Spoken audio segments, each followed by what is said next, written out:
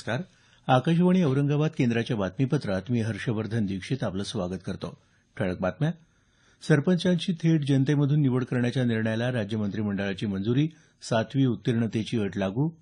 Motor वाहन करात 2% वाढ. उस्मानाबाद आणि लातूरसह राज्यातल्या आणखी 15 जिल्ह्यात एकात्मिक बालविकास सेवा योजना राबवण्यास मान्यता. आषाढी एकादशीनिमित्त राज्यभरातून शेकडो दिंड्या पंढरपुरात दाखल. अखंड हरिनामाच्या गजरानं अवघी पंढरी दुमदुमली. शेतकरी कर्जमुक्त करण्याची शक्ती देण्याचं मुख्यमंत्री देवेंद्र फडणवीस यांचं विठ्ठलाला साकडं. आणि ज्येष्ठ अभिनेते मधुकर तोरडमल अनंतात विलीन. आता सविस्तर बातम्या. ग्रामपंचायतीच्या सरपंचांची निवड थेट जनतेमधून करण्याच्या निर्णयाला राज्य मंत्रिमंडळानं मंजुरी दिली आहे. ग्रामपंचायतींच्या येत्या निवडणुकांपासून या निर्णयाची अंमलबजावणी होईल. सरपंचांवर वारंवार येणाऱ्या अविश्वास ठरावांची संख्या कमी व्हावी आणि ग्रामपंचायतीचा कारभार कार्यक्षमपणे चालू राहावा या उद्देशानं हा निर्णय घेण्यात आला आहे. सरपंच पदाच्या निवडणुकीत 1 जानेवारी 1995 नंतर जन्मलेल्या उमेदवारासाठी 7वी इयत्ता उत्तीर्ण असणं अनिवार्य करण्यासह सरपंच पद अधिक सक्षम करण्याचा निर्णयही कालच्या बैठकीत घेण्यात आला. ग्रामपंचायतींचा अर्थसंकल्प तयार करून तो ग्रामसभेतून मंजूर करून घेण्याचा अधिकार सरपंचांकडे राहणार आहे. त्याशिवाय ग्रामविकास समित्या या सरपंचांच्या अध्यक्षतेखाली गठीत होणार आहेत. सध्याच्या वॉर्ड रचनेत तसंच सरपंच आरक्षणावर या निर्णयाचा कोणताही परिणाम होणार नाही. सरकार यासंदर्भात लवकरच वटहुकूम काढणार असून त्यानंतर कायदा मंजूर करण्यात येणार असल्याचं ग्रामविकास मंत्री पंकजा मुंडे यांनी मंत्रिमंडळ बैठकीनंतर पत्रकारांना सांगितलं. राज्यात गेल्या 1 जुलैपासून जकात आणि स्थानिक संस्था कर रद्द झाल्यामुळे निर्माण होणारी महसुलाची हानी टाळण्यासाठी वाहन नोंदणी करताना एकरकमी आकारण्यात येणाऱ्या मोटर वाहन करामध्ये सर्वसाधारणपणे 2% वाढ करण्याचा निर्णय मंत्रिमंडळानं काल घेतला. राज्यातल्या देशी विदेशी हातभट्टीच्या दारूसारख्या अवैध धंद्यांना ग्रामरक्षक दल तसंच लोकसहभागातून आळा घालण्याच्या दृष्टीनं महाराष्ट्र दारूबंदी अधिनियम 2016 मध्ये सुधारणा करण्याच्या मसुद्यालाही मंत्रिमंडळानं काल मंजुरी दिली. एकात्मिक बालविकास सेवा योजना राज्यातल्या आणखी 15 जिल्ह्यात राबवण्यास मंत्रिमंडळानं कालच्या बैठकीत मान्यता दिली. एप्रिल 2014 पासून ही योजना राज्यभरातल्या 20 जिल्ह्यात राबवली जाते. यामध्ये आता उस्मानाबाद आणि लातूरसह आणखी 15 जिल्ह्यांचा समावेश होणार आहे. महिला तसंच बालकांचं आरोग्य, शिक्षण आणि पोषणाकडे लक्ष पुरवणाऱ्या या योजनेसाठी या वर्षापासून 210,96 लाख रुपये निधी उपलब्ध करून दिला जाणार असून यापैकी 50,52 लाख रुपयांचा वाटा राज्य शासन उचलणार आहे.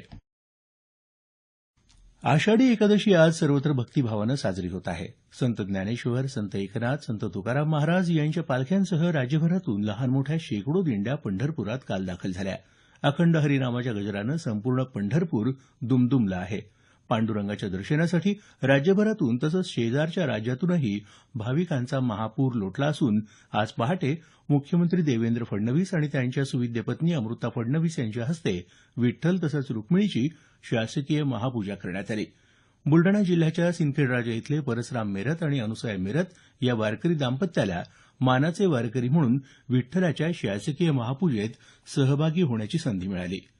या महापूजेनंतर माध्यमांशी बोलताना मुख्यमंत्र्यांनी पांडुरंगाच्या कृपेनं राज्यात चांगला पाऊस होऊन कृषी विकास दर 20% वाढल्याचं सांगत शेतकरी कर्जमाफीनंतर शेतकरी कर्जमुक्त करण्याची शक्ती देण्याचं साकडं विठ्ठलाला घातल्याचं सांगितलं.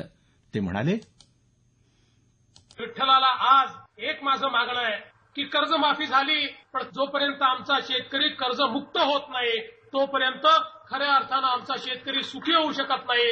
आणि म्हणून पांडुरंगा आम्हाला एवढाच आशीर्वाद दे की या शेतकऱ्याला आम्हाला कर्जमुक्त करता यावं. आणि मला विश्वास आहे की हे देखील मागणं पुरं होईल आणि तशा प्रकारची शक्ती निश्चितपणे पांडुरंग आम्हाला देईल. पंढरपूर विकासासाठी कॅनडा सरकारनं अर्थसहाय्याचा प्रस्ताव दिला असून लवकरच यासंदर्भात बोलणी होणार असल्याची माहिती मुख्यमंत्र्यांनी दिली. विठ्ठल रुक्मिणी मंदिर समितीवर अद्याप सदस्य नियुक्ती पूर्ण व्हायची असून यासंदर्भात सर्वांशी चर्चेनंतर निर्णय घेणार असल्याचं त्यांनी सांगितलं.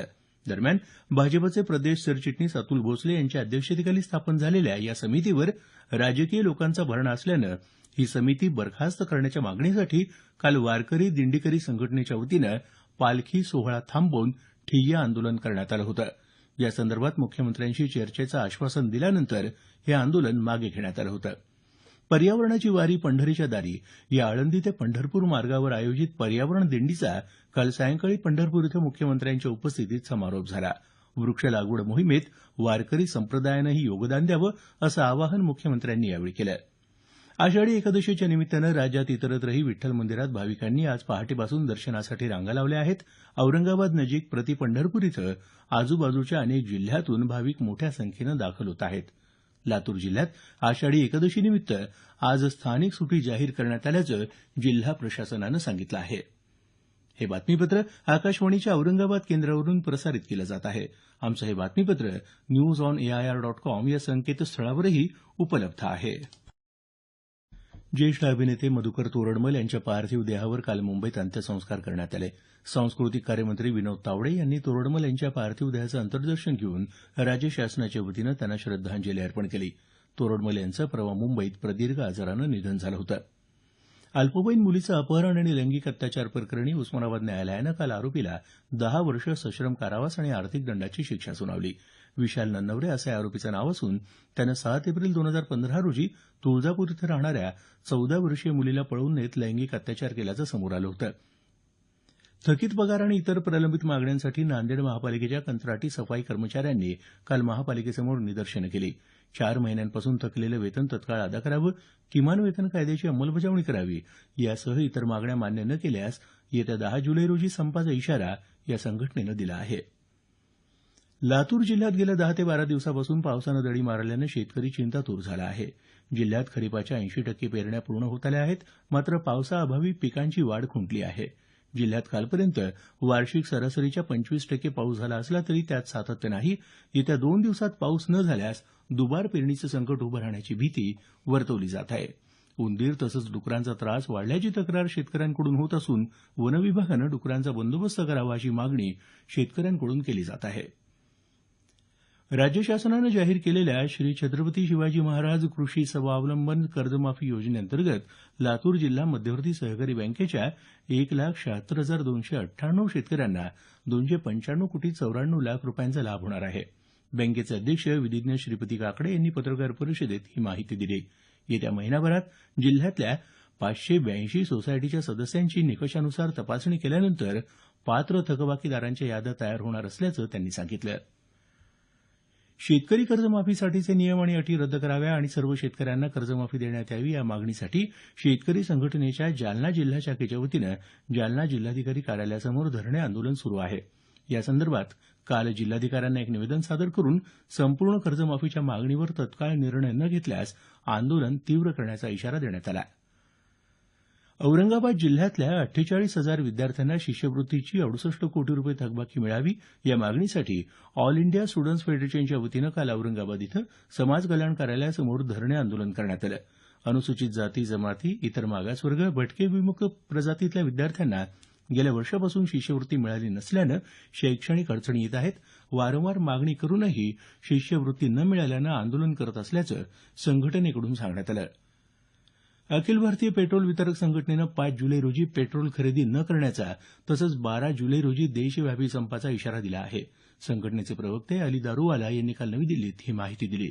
शेवटी पुन्हा काही ठळक बातम्या. सरपंचांची थेट जनतेमधून निवड करण्याच्या निर्णयाला राज्य मंत्रिमंडळाची मंजुरी. उस्मानाबाद आणि लातूरसह राज्यातल्या आणखी 15 जिल्ह्यात एकात्मिक बालविकास सेवा योजना राबवण्यास मान्यता. आषाढी एकादशीनिमित्त राज्यभरातून शेकडो दिंड्या पंढरपुरात दाखल. शेतकरी कर्जमुक्त करण्याची शक्ती देण्याचं मुख्यमंत्री देवेंद्र फडणवीस यांचं विठ्ठलाला साकडं. याबरोबरच हे बातमीपत्र संपलं. आमचं यानंतरचं संक्षिप्त मराठी बातमीपत्र सकाळी 10 वाजता.